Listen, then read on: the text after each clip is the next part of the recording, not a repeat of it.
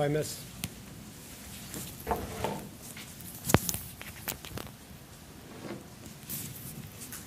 Well, thank you very much for the invitation from the School of Theology and Ministry and the other sponsors of this event. And I really appreciate all of you coming tonight. You have self-selected yourselves, so I know that you're people who are really concerned about the world, about problems in the world, that you're active in trying to solve the problems of the world so that the time we spend together will make a difference. And in fact, I think some things have happened just the last few days that have made me quite excited about coming here. And specifically, just in the last few days, it's become pretty clear that Senator John Kerry is likely to be either Secretary of State or chair of the Senate Foreign Relations Committee. Bread for the World is working together with Oxfam and a lot of other groups to mount a big campaign next year to try to reform U.S. foreign assistance, to get more bang for the buck and to get more of the bucks to the people who really need help. And there are probably three people in the country who in the end will make decisions about that more than anybody else. And those are the Secretary of State, the chair of the Foreign Relations Committee, and the chair of the Parallel Committee in the House of Representatives. And there is a very high probability that the junior senator from Massachusetts, you all live in Massachusetts, and he is likely to be one of those three people. Because you have a Massachusetts address, you can speak to him with authority that certainly I don't have. You can get his attention in a way that people in other states just can't. So I want to come back to that. In the end, I think people passed out a sample letter. Did you get that? If you got the sample letter, can you raise your hand so I can see who didn't? Okay, everybody's got it. So I'll come back to it. I want to use part of our time together to ask you to write a letter. He's your senator, so you want to say what you want to say. But I want to come back to that because I think we can make a real difference in the world tonight. If we get 100 people to write him letters on this issue, he will notice. If over the next few weeks we could get 500 or 1,000 people to write him letters on this issue, it would change his mind. He would decide that this is an issue that has political viability. So I want to come back to the letters. We have suffered a big setback in the world's progress against hunger, poverty, and disease. The economy that has people in this country, even high-income people, anxious, has done a lot of damage to poor people in our country and around the world. I want to start by talking about hope, because I think we have empirical and theological reasons to be hopeful about progress against hunger and poverty even now. Then I want to come back and talk about the hunger crisis, the sudden setback in progress against hunger, poverty, and disease that we are going through. Then I want to talk about, also I want there to talk about the current political situation, because we've just elected a new president, we have a new Congress, so the world has changed economically. At the same time, there's been a big change politically. And I want to talk about those two things together. Then I'd like to explain to you what Bread for the World is, because Bread for the World, the organization that I lead, is an instrument that you can use to speak up for hungry people in our national political process in a way that'll really make a difference. And then finally, I want to come back to foreign assistance reform and Senator Kerry. I think people in this country mostly do not know that the world has been making historic progress against hunger, poverty, and disease. According to the World Bank, in 1990, their best estimate now is that there were 1.8 billion people living in extreme poverty. living under what would now be equivalent to $1.25 a day. They just updated these numbers. So they said in 1990, they now say there were probably 1.8 billion people. And by 2005, that was down to 1.4 billion people. So 400 million people in 15 years, 400 million fewer people are living in extreme poverty. The world's population is growing, but the population of poor people who are desperately poor is declining, really was until very recently, declining very rapidly. I find this just extraordinary. If you look at the broad sweep of human history, there have always been a lot of really poor people. And over the last 15, 20 years, we've made real progress. In 1990, the US estimates that 1 out of every 3 children in the world was undernourished. By 2005, that was down to 1 out of 4. This is all the kids in the world, that the proportion who are undernourished dropped. The statistics that just knocks my socks off is that during this decade, 20 million more African primary school age kids are now in school than were in school in the year 2000. So kids like this, primary school kids, a lot of African kids, especially girls, even now, don't get to go to school, but certainly 15 years ago, a lot of girls had to stay home. And now 20 million more kids are in school in Africa than in 2000. Most of that increase is girls.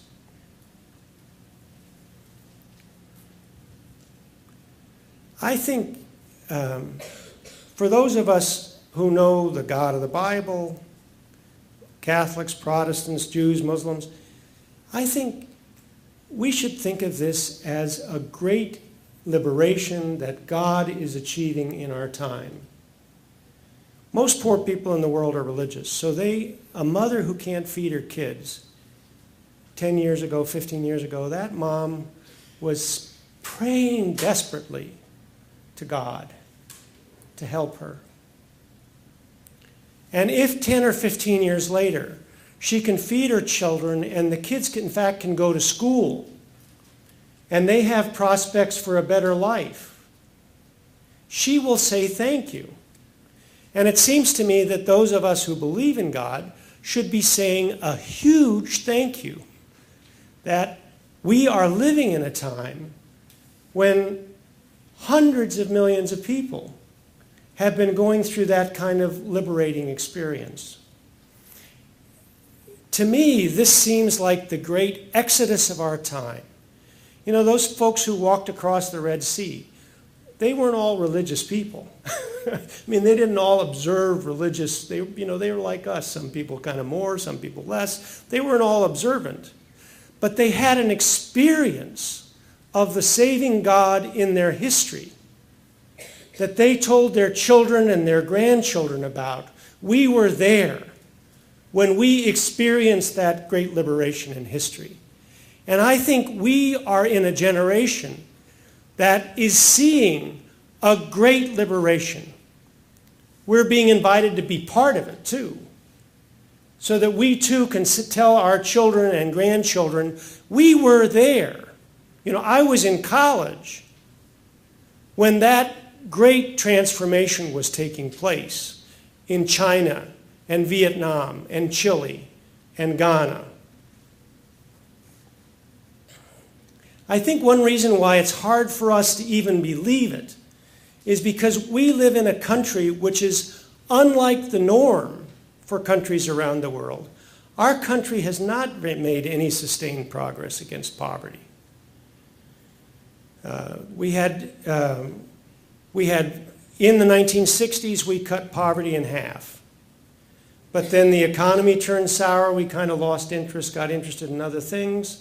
By the early 80s, we were slashing social programs. So the percentage of people under the poverty line went back up. Again, in the late 1990s, we cut poverty in this country by a quarter. But then in this decade, ironically, we've been in a period of economic growth where we have seen the percentage of our population that's poor go up. I am just absolutely sure that we do not need to live in this country. We do not have to have millions of children going without food. But 1 in 5 kids in this country lives in a household that sometimes runs out of food. You can fix that. You know, this is not high tech to provide kids sandwiches.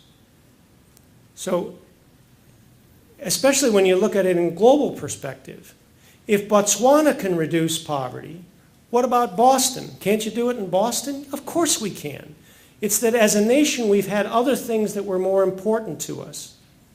And so we have had, you know, for many of the people, if you're in college now, your whole life you've lived in a country that hasn't made any sustained progress against poverty. You kind of think this is just like the woodwork. It's just there. You can't do anything about it. But if you look at it in global perspective, in fact, most of the world has been making progress against poverty. And yes, we could make progress against poverty, hunger, disease in the United States of America. I'm still quite hopeful. I think especially, you know, I'm struck by the motivation of a lot of poor people, especially in very poor countries. I'm curious, how many of you have visited developing countries? Just raise your hands. It's great.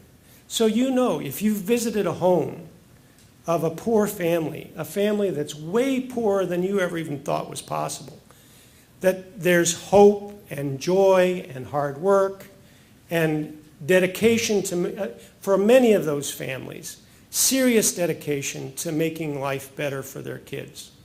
Especially if you, over the last 10, 15 years, if you've been in a country where a lot of people have escaped from poverty, you know that if you get your kids into school and you practice, if you learn modern farming methods and you have a halfway decent government, your kids don't have to put up with hunger. You know it. And so one reason why I'm pretty hopeful, even now, is that that energy, that commitment by poor people themselves, I think is going to overcome lots of obstacles and in fact is going to strengthen the global economy for all of us. Right now we're seeing a really bad setback. In our own country, the killer is unemployment. Unemployment's approaching 7%. And you can have all the social programs and all the food banks in the world.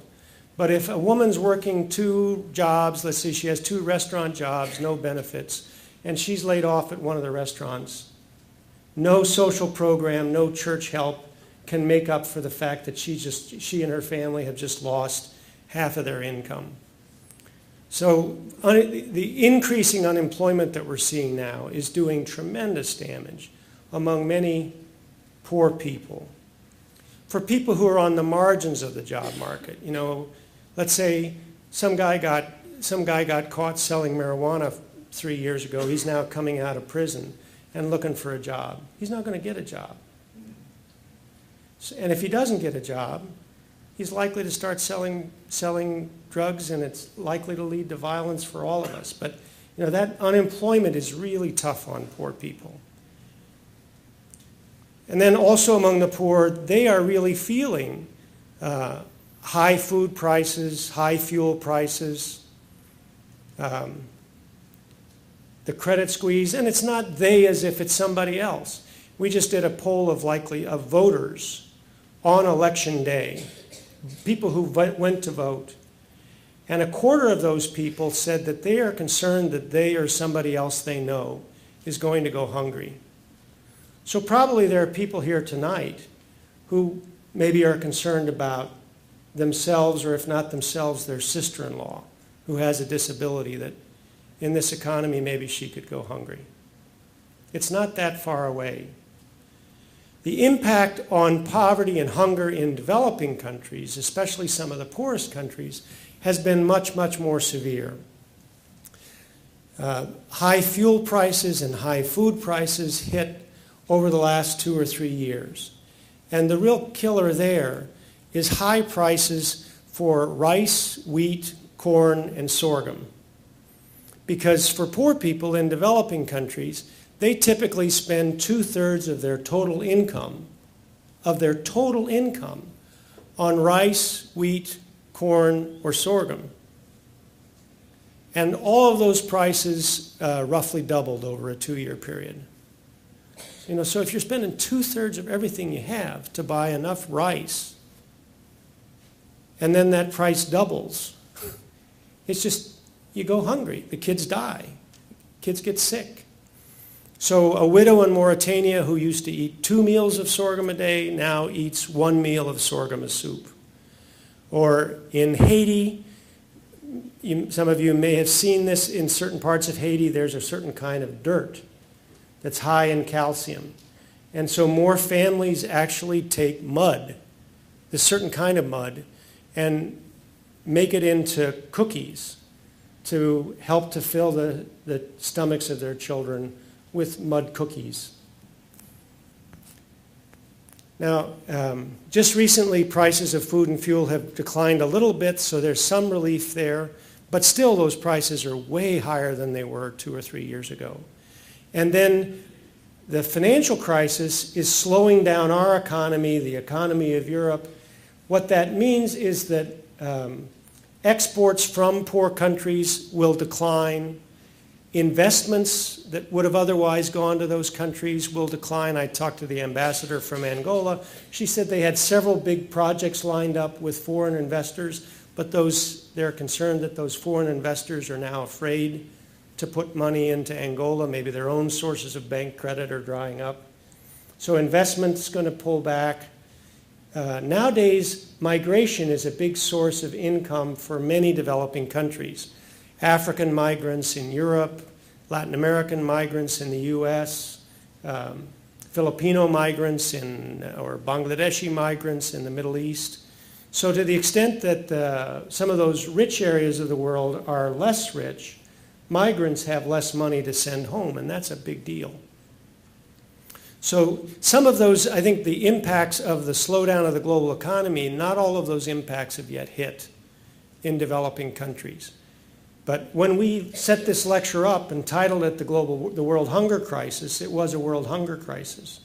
It is now merging into a much broader, more severe setback in the world's progress against hunger, poverty, and disease. Now, at the same time, we're in this period of very rapid political change, dramatic political change from George W. Bush to Barack Obama. And then we also have bigger Democratic majorities in both the House and the Senate. So we know that the next 6 months are going to be a period of, the last 6 months have been a period of big policy changes, an $800 billion bailout for the financial system, very big changes, big decisions being made.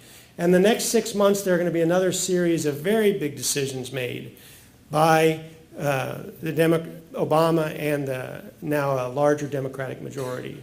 So it's a time of very rapid political change. And President-elect Obama has promised to do some things. Among his campaign promises are promises to do some things that are good for hungry and poor people. When he's talking about education for everybody, health care for everybody, tax cuts for everybody but the wealthiest people, those are all things in which poor people could benefit. The rhetoric is mostly about the middle class. That's partly because poor people don't like to think of themselves as poor. So the rhetoric is about the middle class, but rhetoric makes a difference, and we could end up with education, health, tax cuts for the middle class, and pretty much leave the poor behind. President-elect Obama has made an election commitment to try to end childhood hunger by 2015. That's doable in this country. And to cut poverty in half by 2015. He's also promised to increase foreign assistance and to do a big rethink about how does our government relate to the UN Millennium Goal of cutting poverty and hunger in half by 2015. So we are going to have a president who has committed himself to goals that could be very good for hungry and poor people.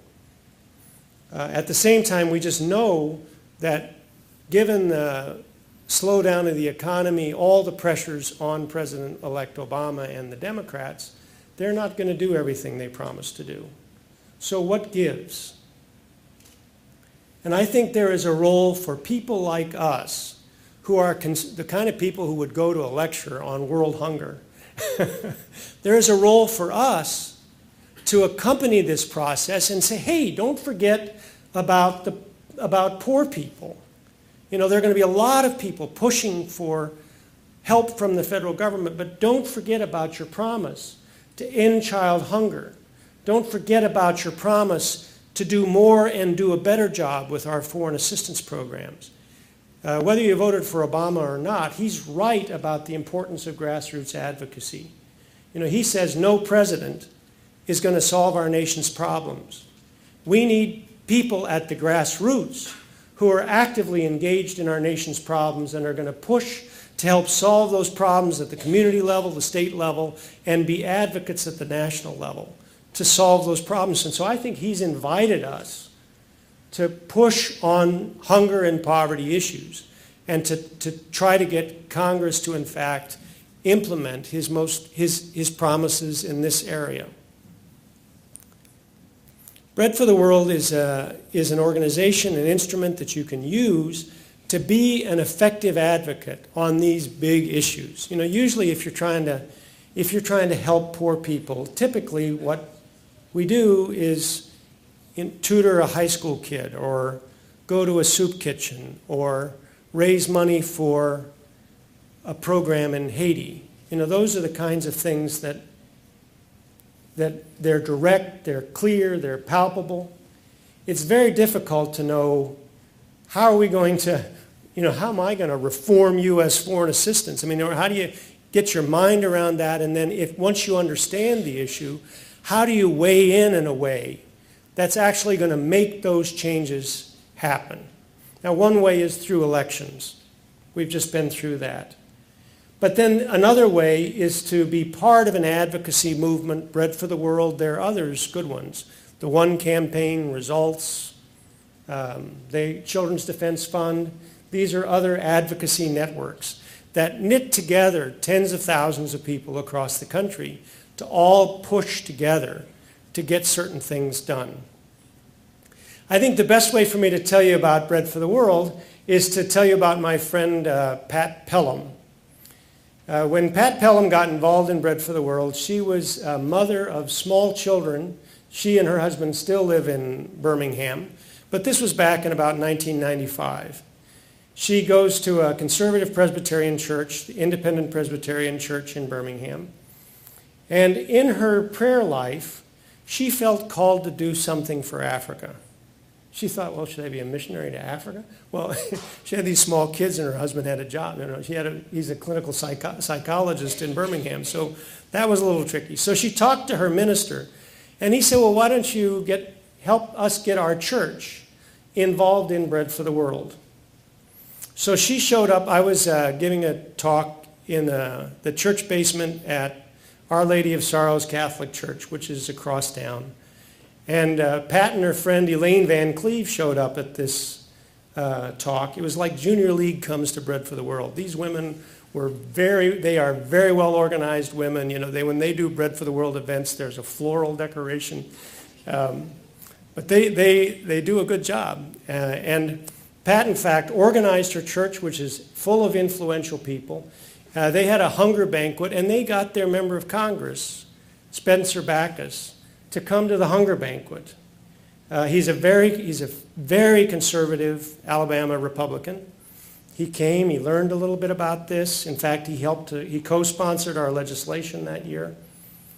Then in 1998, Pope John Paul II and Archbishop Tutu both suggested that in the year 2000, as a millennial celebration, it would be appropriate to write off some of the debts of the world's poorest countries.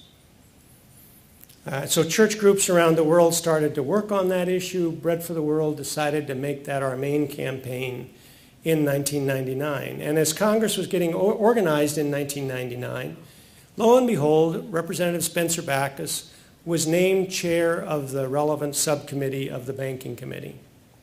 So if we were going to get debt reduction for poor countries, it had to come through Mr. Backus's committee.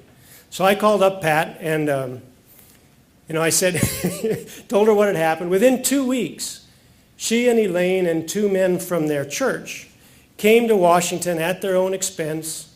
They brought the Our Lady of Sorrows Catholic Church, did letter writing between masses. So they brought, I think, 400 letters to Mr. Backus from the Catholic Church.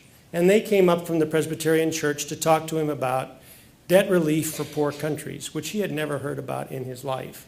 He's become a friend, but he's very candid. He's never thought about Africa in his life. When he heard they were coming to talk about debt relief, he thought they were coming in to talk about MasterCard, their debt relief. He didn't know. But I think in that first meeting, they convinced him. Elaine said, he said, let's just say I don't know anything about that. He didn't know it. He said, let's just say I don't know anything about this. Why are you here? And Elaine said, I think then it was 35,000 kids die in developing countries every day. And I think you can do something about that, and I want you to do it. I think they convinced him right there. So over the next 2 years, Spencer Backus became probably the most effective advocate in the U.S. Congress to write down the debts of the poorest countries. At the end of that 2-year period, I was invited to introduce President Clinton. One of his last acts was signing debt relief legislation. And President Clinton looked at Spencer Backus from the other party who was in the front row, and he said, if it weren't for you, we wouldn't be here. I really want to acknowledge Spencer Backus's leadership role. And I used my 2 minutes to talk about Pat Pelham and Elaine Van Cleve and Our Lady of Sorrows Catholic Church. Because if Pat Pelham and Elaine and the churches had not gone to Mr. Backus, and they didn't just go once he was doing the right things, they held events back home, they got their local paper to editorialize, they organized other churches. So he was getting a lot of credit in Birmingham, Alabama, for doing the right thing for poor people in Africa. Those 20 million kids who are in school in Africa are in school largely because of debt reduction. When the U.S. and the other rich countries wrote off the debts of some of those countries, the condition was you got to put more money into things that reduce poverty. That's because of our legislation. The legislation Bread for the World helped to pass through our U.S. Congress. And so many of these countries, Uganda, Tanzania, Ghana, used the resources that they would have otherwise had to send off to pay for old debts. They used those resources to eliminate tuition for public primary school. So you can now in Uganda, if you send your girl to a public primary school, you don't have to pay for tuition anymore. And because of that, 20 million, basically it's because of that millions more African kids are in school. And I think there is a very clear line of causality between Pat Pelham listening to God in her prayers and those 20 million kids in school. It's very hard to see how those 20 million kids would get into school if Pat Pelham had not been attentive to God. Now, let me talk about foreign assistance reform. That's the issue that we're just now starting to work on. The U.S. government provides a lot more foreign assistance than it used to. Partly that's because of the work of Bread for the World and church groups across the country over the last 10 years. It's about $30 billion a year. About half of that goes to purposes that are important to poor people. Those monies are distributed through more than 30 U.S. government agencies. It has been, I think, 3 decades since we've had a rewrite of the Foreign Assistance Act, which is the legislation that determines what our foreign assistance ought to be. So there are something like 25 official goals for U.S. foreign assistance. Well, You can't have 25 goals for anything, or you don't have any goal. So we need to have fewer goals. We need to have the President and Congress on a bipartisan basis agree, here are the 5 or 6 things we're trying to do with foreign assistance. And here is the organizational structure that will help us get the job done. We also need to put more emphasis on development, the kind of development that reduces poverty, so agricultural development, education, healthcare, fighting AIDS, those kinds of things. And more of that money needs to be really pulled away from the defense and diplomatic motives of the United States. Typically now, every dollar of foreign aid has at least 3 motives. It's supposed to help buy an Air Force base or win a vote in the UN for the US. It's supposed to benefit some supplier in the United States, some economic interest in this country, and it's supposed to help poor people. So who do you think gets the short end of that stick? We need to pull more. When we've had programs that are really focused on reducing poverty or related diseases, for example, the AIDS initiative of the last few years, that's worked. We've stabilized the incidence of HIV in the world largely because of US funding, but it's been a single-minded focus on reducing HIV and AIDS without all those other influences. So we need more money pulled into a strong development agency that will be somewhat separate from the diplomatic and defense motives of the United States. That's broadly what we're trying to achieve. It's complicated. I commend to you the literature on the table to learn more about the issue. It's complicated, but we plan to work on this. My guess is we will not pass a new Foreign Assistance Act in 2009. I think at best, we're going to pass a new Foreign Assistance Act in spring of 2010. So, but doing that, getting the process going, getting Congress and this administration to commit themselves to fixing this problem, to getting more bang for the buck and more of the bucks to people who need help, is what Bread for the World and Oxfam and a bunch of other groups are going to be trying to do next year. So that comes back to Senator Kerry. Because of his position of he's been on the Foreign Relations Committee, so that's a very powerful position on this issue. But if he's indeed chairman of the Foreign Relations Committee or Secretary of State, he will be one of the 3 most influential people in the country on this issue. And what we know from Bread for the World's experience is that 100 people writing a little handwritten note to their senator on an issue, not a mass-produced note, but your note, saying what you understand about this issue, why it's important to you, with your return address. We know that 100 people can get to a senator, and he will pay attention to what 100 people say. And if it's 500 people, 1,000 people, he will think, whoa, what's going on? I thought this, most politicians in Washington think the idea of reforming foreign aid, there is no way that there's going to be political interest in that issue with all the other things going on. But we think that with the tight economy, one way to get something done for poor people around the world is to use our dollars better.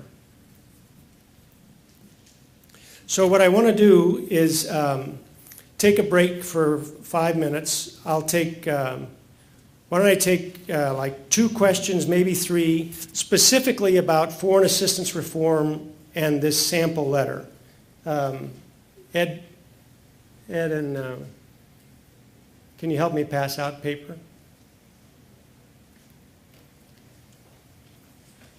So we're going to pass out just blank white paper and an envelope.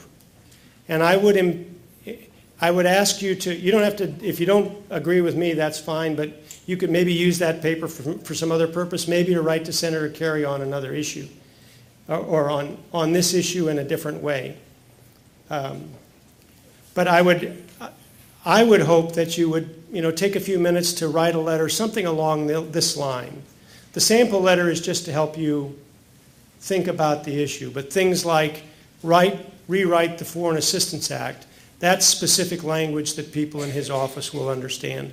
So what I'd like to do is take 2 or 3 questions about this, take 5 minutes to write or start your letters. The letters can be just a few sentences. And then take a few more questions and some debate about the broader issue. But I don't want to miss this chance to get some letters to carry. Why don't I just, are there questions just about the, what you need to know or what you have doubts about in order to write a letter to the senator? I should have known as much. This is a Boston College crowd. They know it. They got it down. Are there any, yeah? Many of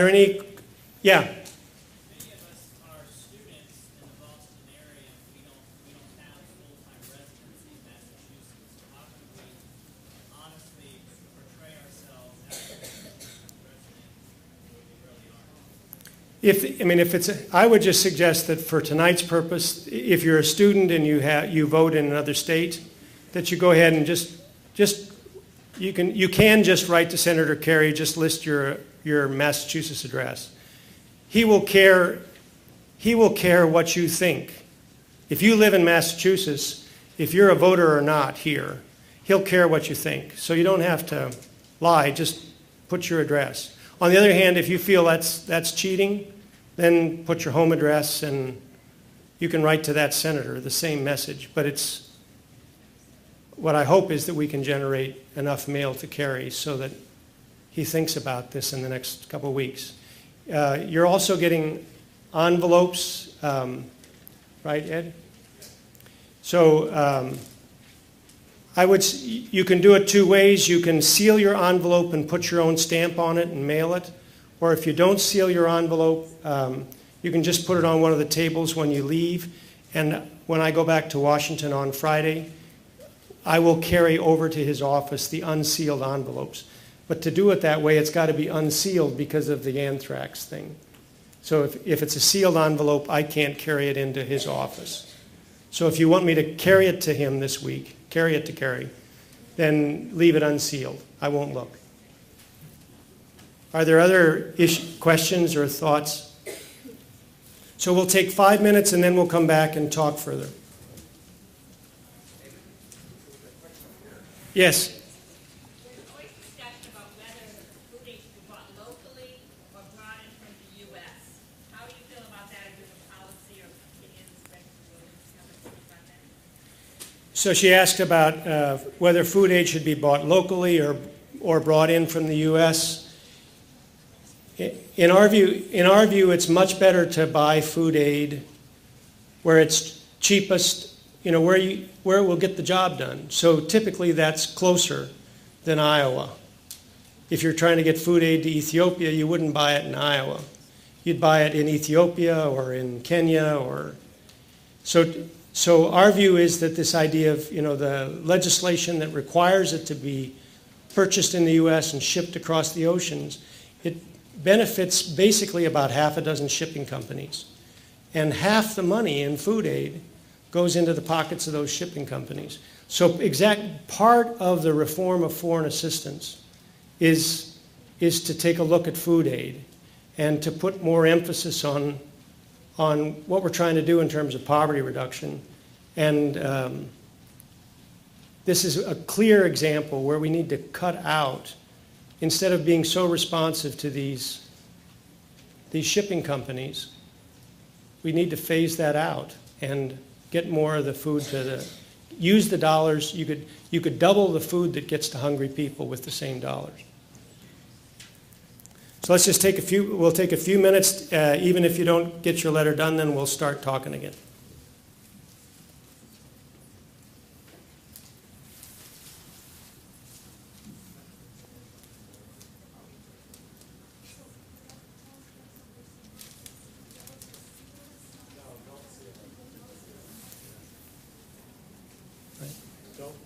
Right.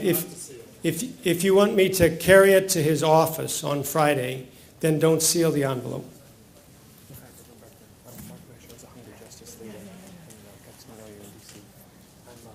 Let's not talk now. Let's not talk now. Sure. I just wanted to sign sheets for the advocacy session. I know. Right over there. I'm going to stand by that table so when you mention it out loud, so people know where to go. Okay. And then if you also wanted to mention the very simple reception, which was intentional, that we didn't do coffee and tea and cookies and stuff. We just have rice and lentils and water, just to give people a reminder of what most people are going to be needing to do. Great. Thanks. Okay.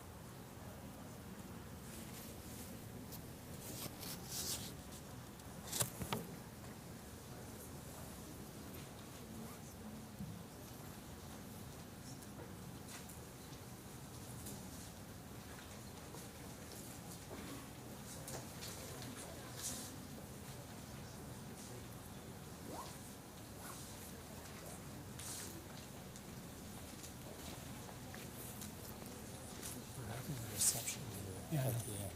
Yeah, I And, know. I'd like to ask Mark Lesher, who's one of our Hungry Justice leaders, just to explain, just to say something about the reception. Essentially, we're having. I know. You just told me. Oh, okay. I didn't know. Yeah. Okay.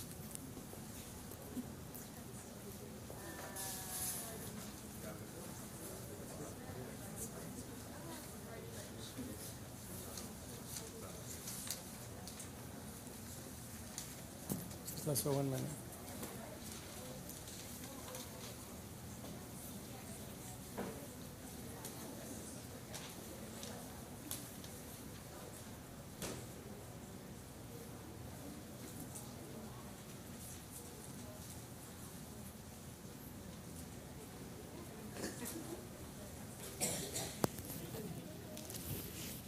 Yeah, I'm gonna start talking again. If you're still working on your letter, you can ignore me.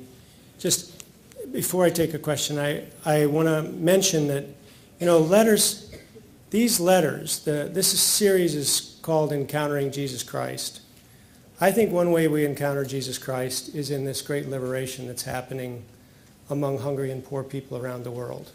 And I think this is an experience of our loving God in our own history that we should thank God for and get with the program. If we're, I think if for people who go to church to think that, whoa, look what God is doing, and look what I can be part of in this generation, I think it's a way of making our faith much bigger. It's not just about our own personal life, God active in my life, as important as that is, but also look at what God has been doing in the world. So I think that's one way to encounter Jesus Christ. And I would also argue that these letters to Senator Kerry are an encounter with Jesus Christ.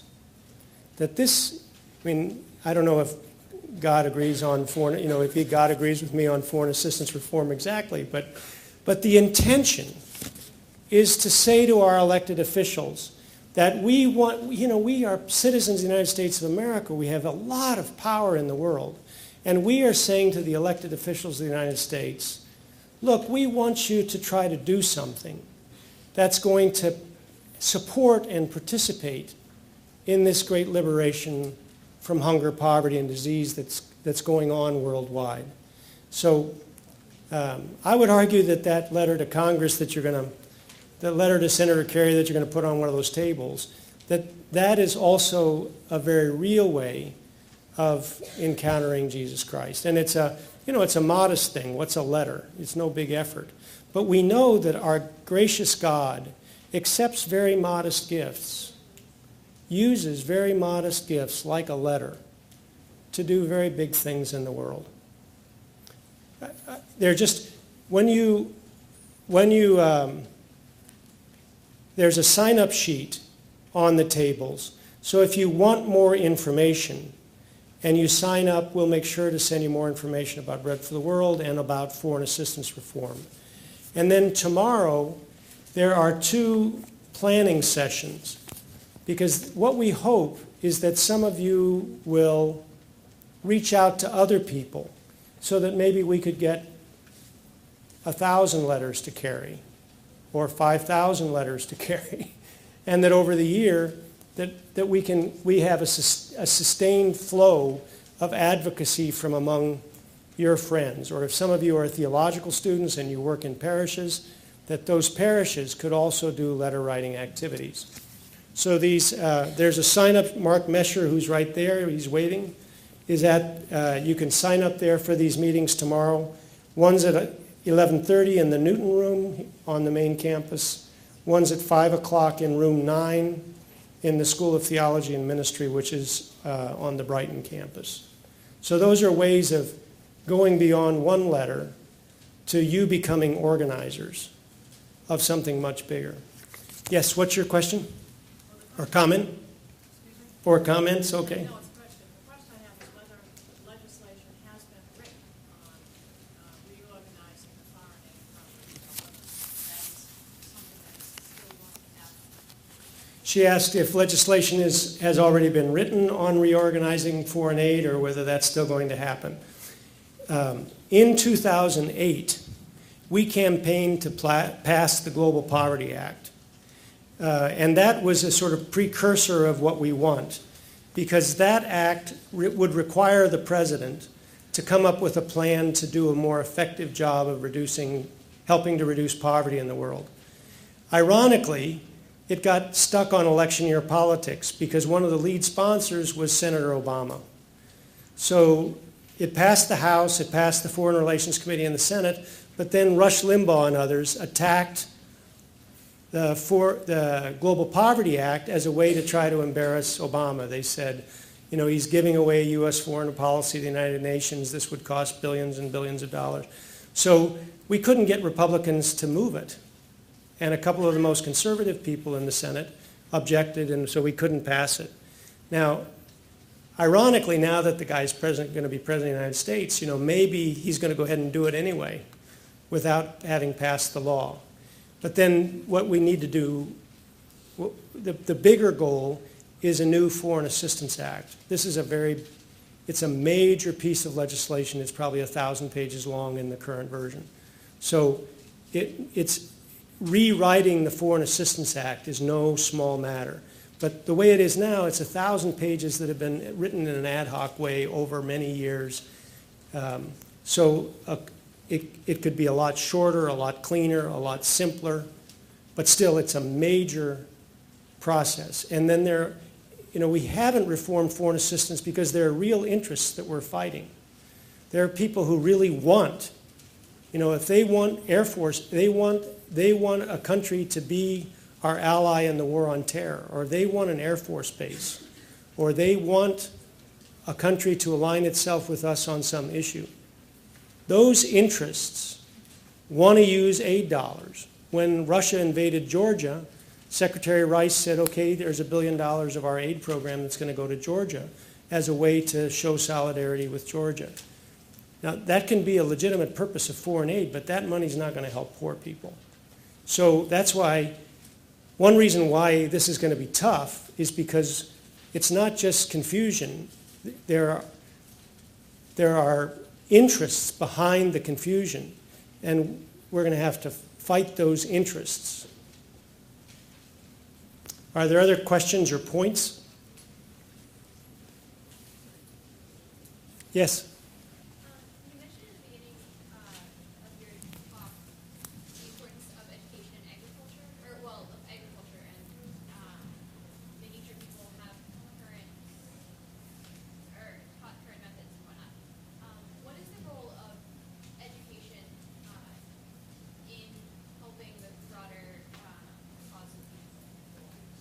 The broader cause of, Of just getting people fed and teaching them agricultural skills or whatnot. How does education play into all of this? How can So- America perhaps? so she said, I mentioned the importance of agriculture and agricultural improvements in reducing poverty, and what's the role of education in that broader development of people, right? Yeah, particularly in regards to agriculture. And in particularly in regards to agriculture. Education, especially education of girls, is probably the highest, provides a higher rate of economic return than any other investment in the world. It's just huge.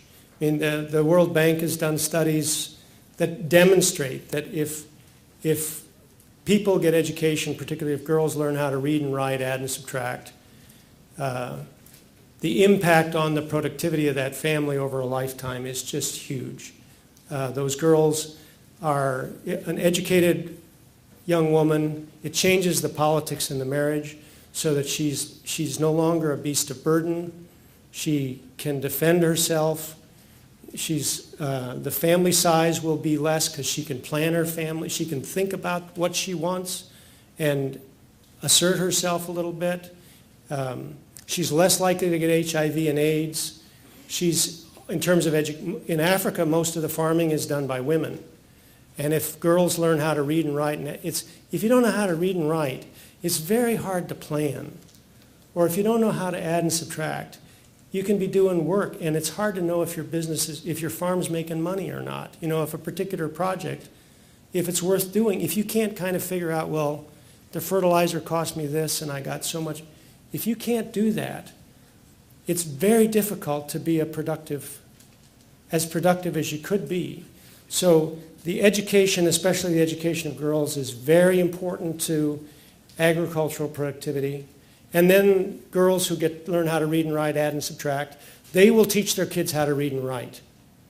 You know, even if all hell breaks loose and the schools break down, and those women will make sure their kids know how to read and write. You know, it's a ratchet effect. I think, you know, some of these things are ratchet effects.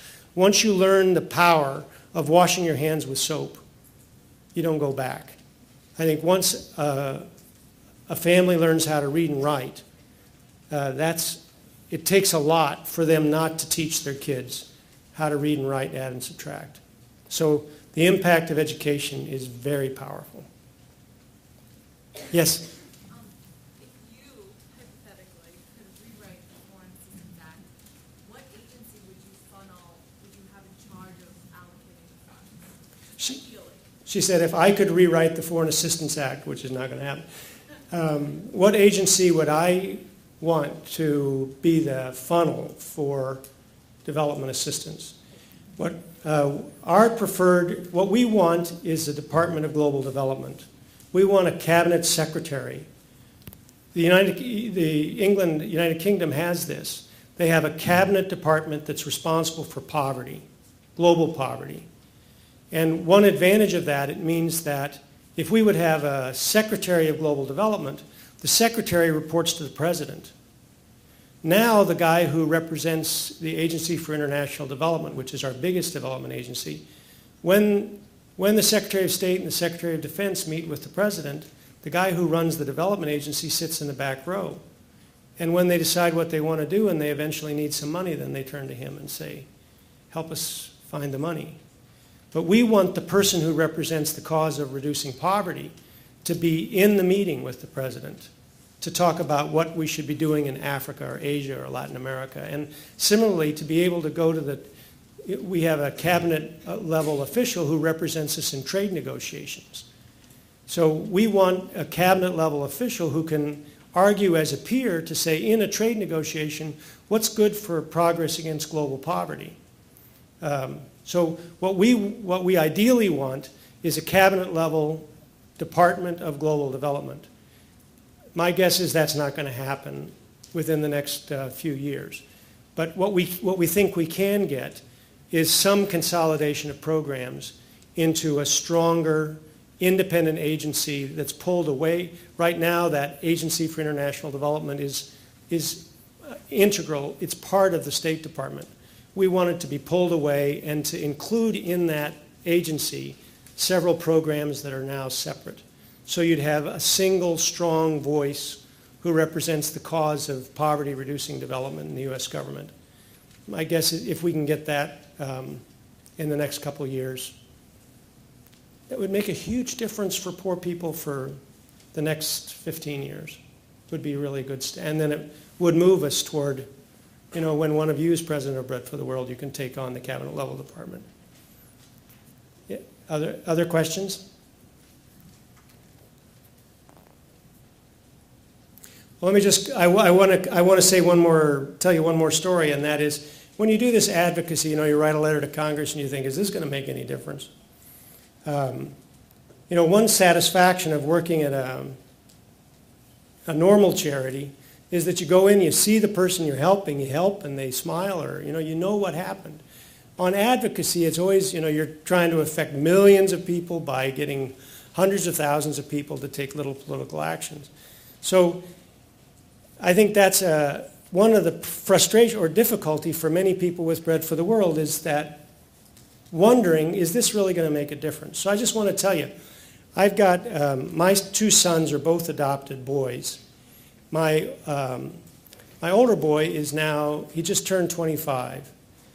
Very bright, you know, he's the light of my life, very bright guy, wonderful, energetic person. He went to a great college. He's doing good things with his life. When he looked for his birth mother, he was just turned 18, and he searched for his birth mother and found her right away. And I was surprised. She Googled us, of course, you know, to figure out who are these people who got that kid. And so she found out, you know, she Googled me and found out, oh, Bread for the World. So she looked at Bread for the World's website. And immediately, his birth mother joined Bread for the World. So then when we finally got together with her for dinner, a couple months later, it turned out that she did, because she was a graduate student, she got pregnant and decided to give the child up for adoption. Her family was not supportive, so she was really poor. She didn't have money. And during those months when she was carrying my son Andrew, she used the WIC program, the Women, Infants, and Children Supplemental Food Program. Well, Bread for the World has one of the major thing that Bread for the World has achieved is we help to set up the WIC program. We fight for its funding year after year after year. This is a program that provides supplemental food for pregnant women and small children in this country. Great program. It's reduced infant mortality. It's helped a lot of kids who would otherwise be crippled by early undernutrition. Well, it turns out that my son was born in the Reagan years when the Reagan administration was slashing funding for social programs, including the WIC program. And Bread for the World members ran a big campaign to defend the WIC program against those deep cuts in social spending. And what they did means that my son, when he was in utero, was able to eat well. So, you know, if it hadn't been for the efforts of those Bread for the World, people like us, back in the early 80s, my son might not be quite as bright and creative as he is. So if you want to know some real person who has benefited from advocacy, here I am. I'm a real person who benefited from letters to Congress like you're writing tonight. Thanks a lot.